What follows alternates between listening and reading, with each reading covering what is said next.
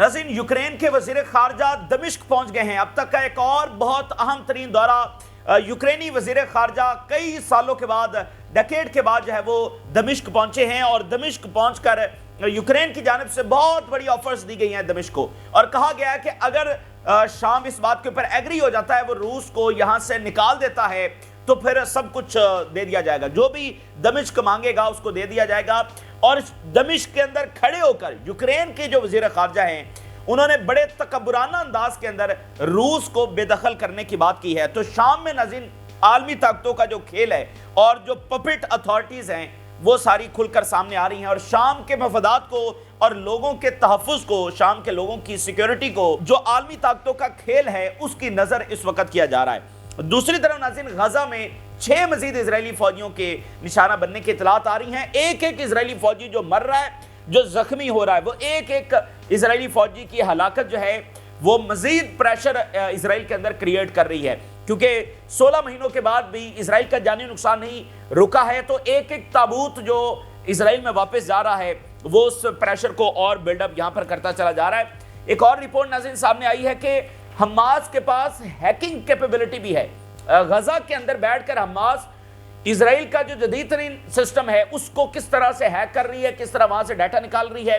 तो एक special report ये भी सामने आई है, इस बारे में बात करेंगे। उर्दगान की यूएई के प्रेसिडेंट के साथ कॉल पर बात हुई है। अभी ईरान के वज़ीर ख़ारजा ने दौरा किया है पिछले 24 घंटों में, और अब उर्दगान ने यूएई के जो सदर हैं उनको कॉल की है, और सऊदी अरेबिया एक्टिव हो गया है शाम के अंदर। जबकि यमन को टारगेट करने में बताया जा रहा है इजरायली मीडिया की जानिब से कि इजराइल को बहुत मुश्किल का सामना करना पड़ रहा है। ट्रैक करने में, इंफॉर्मेशन हासिल करने में यमन के बारे में बहुत मुश्किल का सामना करना पड़ रहा है। सारी तफसीलात आपके सामने रखते हैं। बड़ी स्पेशल रिपोर्ट्स नए मंजरनामे के हवाले से हमारे सामने आ रही हैं। नाज़रीन, तारीख में ये बात साबित हुई है कि जब भी इजराइल मुश्किल वक्त के अंदर आया है तो इसका नतीजा इस्लामी दुनिया की आपसी जंगों की सूरत में निकला है। जी हाँ, ये कितना अजीब है, लेकिन ये महज कोई इत्तेफाक नहीं है, बल्कि ये एक वेपन है जिसको इस्तेमाल किया जाता है। और इजराइल एक एग्जिस्टेंशियल वॉर के अंदर स्टक हो चुका है, और दूसरी तरफ इस्लामी दुनिया एक आइडियल इत्तेहाद की तरफ बढ़ती हुई नजर आई है।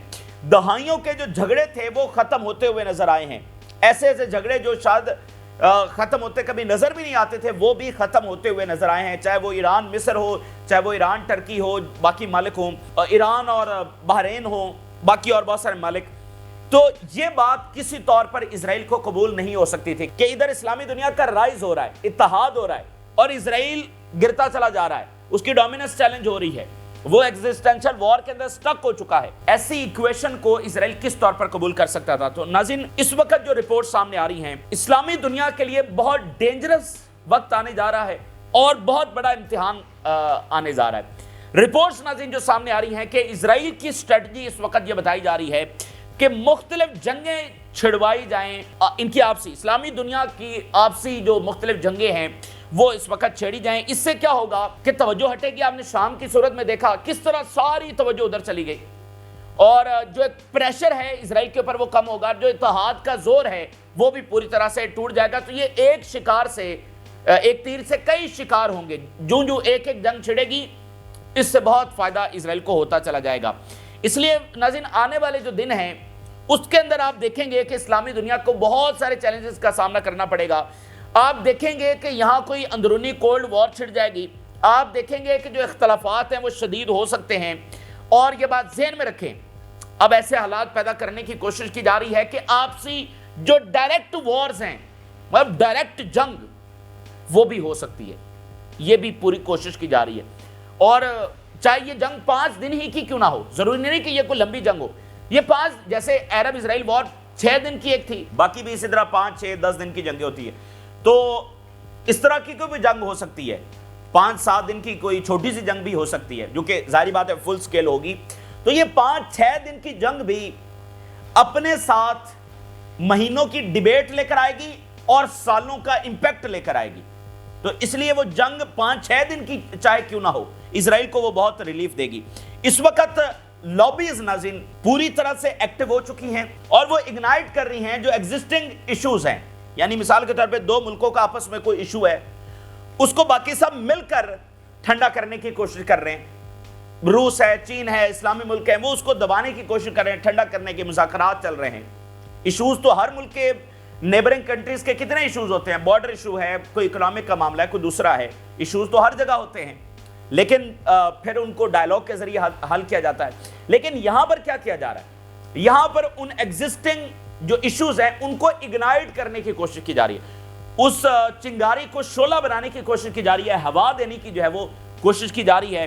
तो इसलिए ये मुमकिन है कि यहां कोई डायरेक्ट वॉर भी छिड़ जाए। अगर एक और जंग भी छिड़ जाती है, मिसाल के तौर पे 2 और इस्लामी मुल्क आपस में लड़ पड़ते हैं, तो बहुत होगा इसराइल के लिए। एक जंग भी इसराइल के लिए इस वक्त बहुत ज्यादा फायदा लेकर आएगी।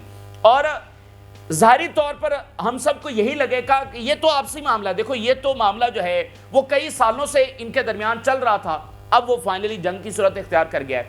हमें जाहिरी तौर पर यही लगेगा कि ये आपसी मामला है, लेकिन जिस दुनिया में हम और आप नाज़रीन रहते हैं उसमें ये बात ज़हन में रखिए, ये जो बड़े बड़े वाक़यात होते हैं ये कोई आपसी मामला हो ही नहीं सकता। इसके अंदर जब बड़ी बड़ी लॉबीज, इंटरनेशनल इस्टेब्लिशमेंट, ग्लोबल और रीजनल पावर्स इन्वॉल्व नहीं हो जाती, इनमें से कोई ना कोई फैक्टर, तो इतने बड़े बड़े वाक़यात हो ही नहीं सकते। जो कुछ शाम में हुआ, हम पहले दिन से आपको कह रहे थे, ये कोई इंडिजिनस मामला नहीं है, इसमें बहुत सारे जो बाकी ताकतें हैं वो इसमें शामिल हैं, उनके बगैर ये हो ही नहीं सकता। फिर बाद में पता चला कैसे अमेरिका ने ट्रेनिंग दी, कैसे अमेरिका ने ब्रीफिंग दी, कैसे यूक्रेन ने हेल्प किया, कैसे यूरोप ने, इजराइल ने खुद कहा कि हमने बशार अल-असद को गिराया है। तो बशार अल-असद के गिरने से किसी को मसला नहीं था, मसला जो हम पहले दिन से कह रहे थे कि अगर ये गिराने वाले हैं तो फिर एक्सप्लॉइट ये करेंगे, नुकसान होगा सबको। अगर गिराने वाले ये हैं, अगर अंदर से लोग उठेंगे तो मामला फिर तो कुछ और होगा ना। लेकिन अगर ये आकर गिरा रहे हैं, ये मुदाखलत कर रहे हैं, तो फिर ये लोगों के लिए कोई फायदा नहीं होने देंगे, बल्कि ये एक्सप्लॉइट करेंगे सूरत हाल को, और वही हमें इस वक्त देखने को मिल रहा है। तो आने वाले जो दिन है नाज़रीन वो बहुत ज्यादा चैलेंजिंग हैं। कोई धड़न तख्ता भी आपको मजीद नजर आ सकता है, किसी मुल्क में गवर्नमेंट्स गिर भी सकती हैं, ये सारी चीजें पॉसिबल हैं। तो ये चैलेंजेस हैं इस्लामी दुनिया के सामने, जिससे इस्लामी दुनिया ने लड़ना है। अगर वो इससे सुरखरू होकर निकलती है तो ये इजराइल का आखिरी जो वेपन है वो भी पूरी तरह से नाकाम हो जाएगा। लेकिन अगर इजराइल इसमें कामयाब होता है हुकूमतें गिराने में, और देखें ना पूरा वेस्ट तो इजराइल के साथ है, अमेरिका, मतलब देखें बाद में किताबें लिखी जाएंगी 10 साल बाद, अच्छा जी फलां मुल्क में ऐसे हुआ था, वो जंग ऐसे हुई थी, वो वहां पर मुसाद थी, वहां पर CIA थी, लेकिन फिलहाल हमें नजर आएगा कि नहीं ये तो आपसे मामला था। और फिर मीडिया भी तो सारा उनके मुताबिक ही काम करता है। तो इसलिए देखते हैं कि अब इस्लामी दुनिया इन सारे चैलेंजेस से निकलकर क्या सामने आती है, क्या वो इजराइल के इस वेपन को भी नाकाम करती है। अगर नाकाम कर देती है, रशिया चाइना भी यहाँ पर पूरी तरह से इन्वॉल्व हैं, तो समझ लें कि जो इजराइल का आखिरी हथियार है वो भी पूरी तरह से नाकाम हो जाएगा। तो ये एक बड़ी अहम चीज जो आने वाले दिनों में होने जा रही है, हमने आपके सामने रखी है, ताकि आप इस एंगल से भी चीजों को देख सकें। जहां पर भी कोई इशू उठेगा, आपने ये बात जरूर ज़हन में रखनी है कि ये इसके पीछे वो फैक्टर्स मौजूद हैं। हर जगह पर उनकी लॉबी इस वक्त एक्टिव हो चुकी है। आगे चलते हैं, शाम में क्या हो रहा है। शाम से बहुत बड़ी नाज़रीन डेवलपमेंट सामने आई है। यूक्रेन के जो वज़ीर ख़ारजा हैं वो दमिश्क पहुंचे हैं, बहुत मानीखेज है। और यूक्रेन के वज़ीर ख़ारजा ने जो बातें यहाँ पर आकर की हैं वो सारी चीज़ों को एक्सपोज कर रही हैं। खुलकर उन्होंने कहा जी रूस को यहाँ से निकाला जाए, बड़े तकब्बुराना अंदाज में उन्होंने कहा जी रूस को यहाँ से निकाला जाए। और दमिश्क ने यूक्रेन के साथ स्ट्रेटजिक पार्टनरशिप करने का ऐलान कर दिया है। दमिश्क यूक्रेन के साथ स्ट्रेटजिक पार्टनरशिप करने का ऐलान कर दिया है।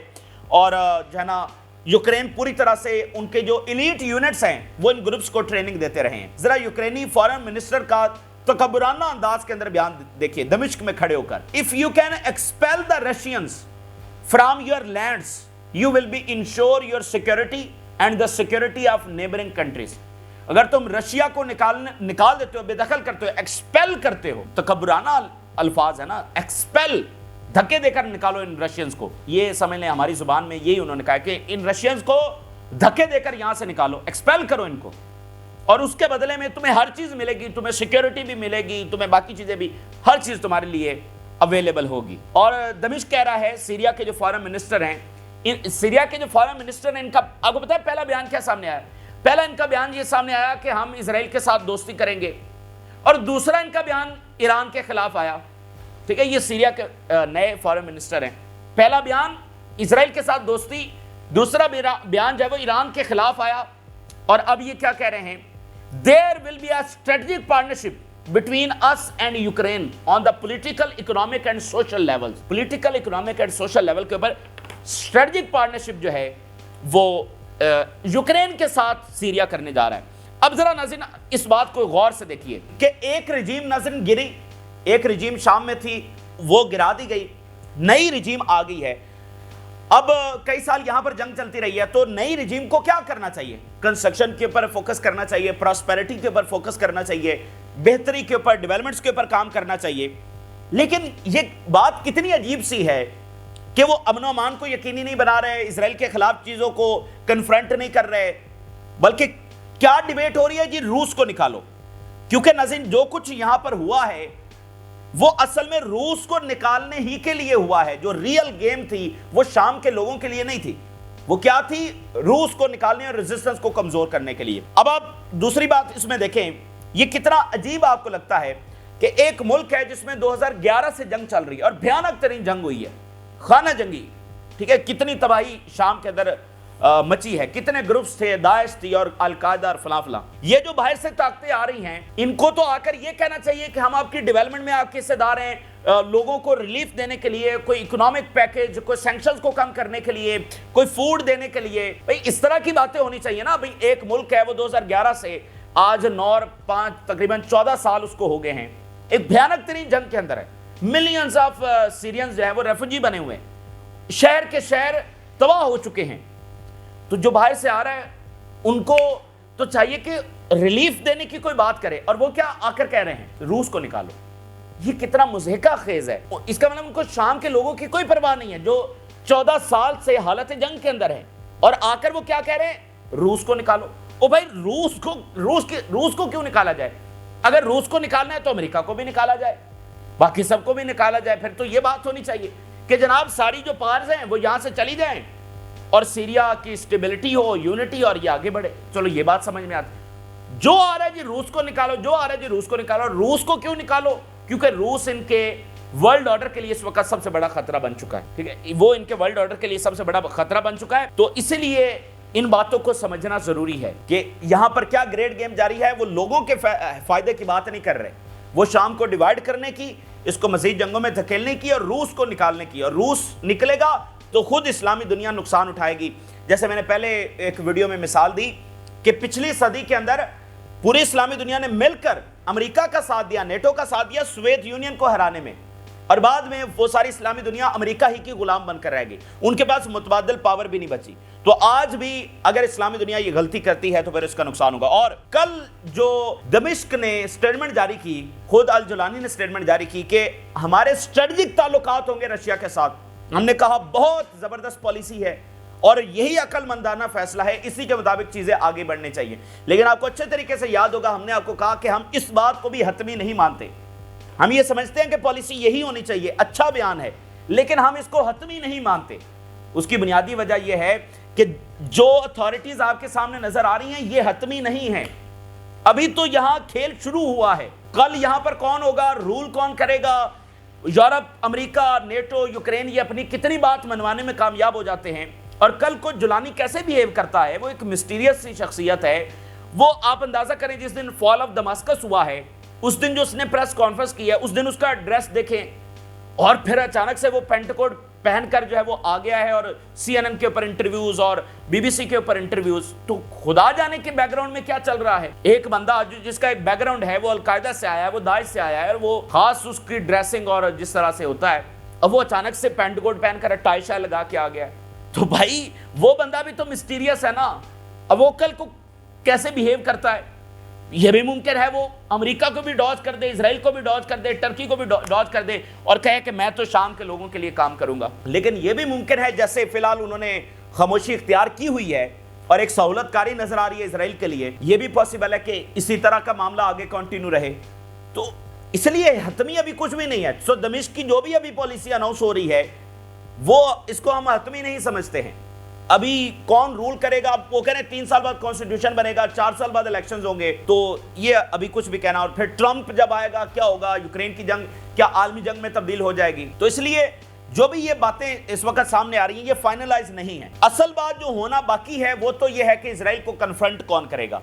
वो जुलानी करेगा وہ جو ریزسٹنس نے ایک الٹیمیٹم دے دیا ہے وہ آ کر کریں گے. تو پہلے تو ہمیں یہ دیکھنا ہے کہ اسرائیل کے خلاف پہلے کون اترتا ہے میدان میں, باقی چیزیں اس کے بعد ہوں گی. اور اس کے علاوہ یہ بات ذہن میں رکھیں کہ چیچنز موجود ہیں. چیچنیا جو ہے وہ رشیا فیڈریشن کا حصہ ہے. چیچنز یہاں پر موجود ہیں ہر تنظیم کے اندر, ایون ایچ ٹی ایس کے اندر بھی چیچنز موجود ہیں. تو جو یہاں پر یہ سوچتا ہے کہ وہ رشیا کو آؤٹ کر سکتا ہے وہ غلط فہمی کا شکار ہے, وہ ایلوژنز کا شکار ہے. یہ چیچنز ہر جگہ پر بیٹھے ہوئے ہیں اور وہ رشیا سے آئے ہیں. تو رشیا کو آپ صرف بیسز کی مد میں نہ دیکھیں کہ اچھا بیسز ہیں تو پھر رشیا ہے, بیسز نہیں ہے تو رشیا نہیں. اور بھائی رشیا بہت سارے انداز میں یہاں پر بیٹھا ہوا ہے, اس لیے وہ کوئی اگر سمجھتا ہے کہ رشیا کو آؤٹ کر سکتا ہے تو اس کی غلط فہمی ہوگی, بلکہ اس کا الٹا نتیجہ نکلنے والا ہے. اس کے علاوہ جولانی نے ال عربیہ نیوز کو نظر انٹرویو دیا. ال عربیہ جو کہ سعودی عربیہ کا چینل ہے, اور جو پہلا عربک ورژن انٹرویو ہے جو جولانی نے دیا ہے, پہلا عربک ورژن. اس کے علاوہ انہوں نے B B C, C N N, ان سارے چینلز کو انٹرویوز دیے ہیں, لیکن جو عربک ورژن کا انٹرویو ہے وہ انہوں نے پہلا ال عربیہ نیوز کو دیا ہے, یعنی سعودی عربیہ کے چینل کو. یہ سمبولیکلی چیزیں ہوتی ہیں اور یہ میٹر کرتی ہیں, بہت سارے جیسچرز ہوتے ہیں. اب اس میں جو انہوں نے بات کی ہے سعودی عربیہ کے, انہوں نے کہا جی سعودی عربیہ کا بہت میجر رول ہوگا سیریا کے اندر, اور انہوں نے شکریہ ادا کیا سعودی عربیہ کا, کیونکہ جولانی کے جو بہت سارے سال ہیں وہ سعودی عربیہ میں بھی گزرے ہیں. Saudi Arabia has a major role in Syria's future and I take pride in everything it has done for us. اور مجھے فخر ہے کہ جو کچھ سعودی عربیہ نے ہمارے لیے کیا, اور سیریا کے فیوچر میں سعودی عربیہ کا بہت بڑا رول ہوگا. یہ جولانی نے بات کی ہے سعودی عربیہ کے حوالے سے, پہلی سٹیٹمنٹ سعودی عربیہ ہی کے چینل کے اوپر. اب ناظرین جو لڑائی ہے دونوں فرنٹ کے اوپر جاری ہے. ایس ڈی ایف اور جو ٹرکش بیکڈ فورسز ہیں 3 گھنٹے شدید کلیشز ان کے جاری رہے ہیں. ابھی کچھ دیر کا وقفہ ہے, پچھلے 3 گھنٹوں سے شدید کلیشز ان کے ہو رہے ہیں, اور اسرائیل ایکسپینڈ کر رہا ہے, مختلف بلڈنگز کو بسیج کر رہا ہے Israel. Israeli media, Israeli army forces بسیج number of government buildings in Quneitra southern Syria. بہت ساری گورنمنٹ بلڈنگز کو وہ بسیج کر رہے ہیں, محاصرے میں لے رہے ہیں, اور وہاں اندر گھس کر چیزوں کو یا تو بلڈنگز تباہ کر رہے ہیں یا چیزیں اٹھا رہے ہیں. تو یہ جاری, ان کی ایکسپینشن جاری ہے. یمن کے حوالے سے اسرائیلی میڈیا کی رپورٹ یہ ہے کہ یمن کے اوپر حملہ تو اسرائیل کرنا چاہتا ہے, یمن کو تباہ تو کرنا چاہتا ہے, لیکن مسئلہ یہ آ رہا ہے کہ ٹریک کرنے میں بہت مشکل آ رہی ہے. اسرائیل is struggling to confront Houthis due to its lack of information about the location of soldiers and weapon stores. نہ ہی Houthi لیڈرز کا پتہ ہے, نہ ہی ویپن سٹورز کہاں پر ہیں. یہ بہت زیادہ ڈیفیکلٹی اسرائیل کو آ رہی ہے جو یمن کو پوری طرح صفحہ ہستی سے مٹا دینا چاہتا ہے. لیکن اردگان اور یو اے کے جو پریزیڈنٹ ہیں ان کی کال پر بات ہوئی ہے. یہ 4 دنوں میں دوسری مرتبہ کال پر بات ہوئی ہے, یہ امپورٹنٹ ہے. 4 دنوں میں یہ دوسری کال پر بات ہے. اور ایران کے وزیر خارجہ نے کل یو اے کا دورہ کیا, اور آج جو ہے وہ اردگان یو اے کے صدر کے ساتھ بات کر رہے ہیں. تو یو اے بیسیکلی پوری طرح سے انوالو ہے جو کچھ سیریا کے اندر ہو رہا ہے, اور ٹرکی کو خطرہ یہ ہے کہ یو اے کوئی کاؤنٹر ریولوشن وہاں پر نہ لے کر آ جائے, اس لیے وہ یو اے کے ساتھ انوالو ہیں. اب دیکھیں ایران کے وزیر خارجہ چائنا گیا, سیریا پر بات ہوئی, چائنا سے سیدھے وہ یو اے آئے, اور اب یو اے جو ہے وہ ادھر اردگان سے بات کر رہا ہے. تو یہ پیچھے بہت ساری چیزیں جو ہیں اس وقت چل رہی ہیں, آپس میں رابطے. اچھا, اس کے علاوہ ناظرین غزہ سے بڑی خبر سامنے آئی ہے. 6 اسرائیلی فوجی زخمی ہوئے ہیں. اسرائیلی میڈیا بتا رہا ہے کہ 6 جو فوجی ہیں یہ انجرڈ ہوئے by shell explosion in Gaza strip. ایک شیل کے پھٹنے سے 6 اسرائیلی فوجی جو ہے وہ زخمی ہوئے ہیں. ساتھ ایک بہت بڑی رپورٹ آج اسرائیلی میڈیا نے دی ہے کہ حماس کے پاس تو ہیکنگ کی بہت بڑی کیپیبلٹیز ہیں, اور 7 اکتوبر سے پہلے حماس ہیکنگ کر رہی تھی, ان کے پاس بہت سارا ڈیٹا تھا, اور اب بھی حماس ہیکنگ کر رہی ہے, ابھی وہ بہت ساری انفارمیشن چوری کر رہے ہیں. یہ اسرائیل کو اس طرح پتا چلا ہے کہ کچھ کمپیوٹرز ان کو ملے ہیں غزہ سے, اور ان کمپیوٹرز سے وہ ڈیٹا ملا ہے جو ادھر کا تھا اسرائیل کا. تو ان کو پتا چلا ہے کہ اچھا حماس یہ بھی کر رہی تھی اور اب بھی کر رہی ہے. وہ کہہ رہے ہیں اسرائیل نے ڈسکور کیا ہے کہ Hamas was hacking in computers of security personnel and has their names and phone numbers. Security personnels کو ہیک کیا جا رہا تھا, ان کے فونز, یہ وہ سارا ڈیٹا ان کے پاس تھا. اور آرمی نے غزہ کے اندر جو کمپیوٹرز ان کو ملے ہیں اس کے اندر ڈاکیومنٹیشن دیکھی ہے of everything that was happening at important points in southern Israel. جو کوئی صدرن اسرائیل میں ہو رہا تھا اس کا سارا ڈیٹا ادھر پڑا ہوا تھا غزہ کے اندر, حماس نے ہیک کر کے رکھا ہوا تھا. اور حماس کامیاب ٹھہری following every step of the heads of the Gaza envelope councils as well as the security officers and residents. اور حماس مکمل مانیٹر کر رہی تھی. جو heads of the security council ہیں, جو ریزیڈنٹس ہیں اور باقی سیکورٹی آفیسرز ہیں, ان کی موومنٹس کو, ان کی ایکٹیویٹیز کو حماس سارا جو ہے وہ مانیٹر کر رہی تھی. اور حماس نے سینسٹیو ڈاکیومنٹس جو ہیں وہ حاصل کیے and information before the war and penetrated the internal system. Information حاصل کی, اسرائیل کے سسٹم کے اندر وہ گھسے. And Hamas had intelligence information collected over the years from computers and cameras in the Gaza envelope. ان کی اتنی تیاری تھی کہ کئی سال کا ڈیٹا انہوں نے اپنے پاس, مطلب کئی سال سے وہ یہ مانیٹر کر رہے تھے, تیاری کر رہے تھے 7 اکتوبر کی. اور انہوں نے کہا یہ تو پھر حماس کے پاس بہت بڑی کیپیبلٹی ہے, یہ اب اسرائیل کو پتا چلا ہے. تو اس کا مطلب کہ پچھلے 16 مہینوں میں وہ کیا چیزیں ہیک کر کے بیٹھے ہوئے ہیں, کیسے ہم سب کے اوپر وہ نظر رکھ رہے ہیں غزہ کے اندر بیٹھ کر. تو یہ حماس ہے, مطلب ایک چھوٹی سی تنظیم, اور اسرائیل کے خلاف وہ اتنا بڑا ہیکنگ انہوں نے آپریشن کر کے دکھایا ہے. بہت بڑی بات ہے. تو یہ اس وقت کی ناظرین تازہ ترین تفصیلات ہیں جو آپ کے ساتھ شیئر کی. آپ نے رائے ضرور آگاہ کریں. جن لوگوں نے چینل کو سبسکرائب نہیں کیا ان سے ریکویسٹ کریں گے کہ چینل کو ضرور سبسکرائب کر لیں تاکہ ہر آنے والی ویڈیو آپ تک پہنچ سکے. اجازت دیجیے, اللہ حافظ.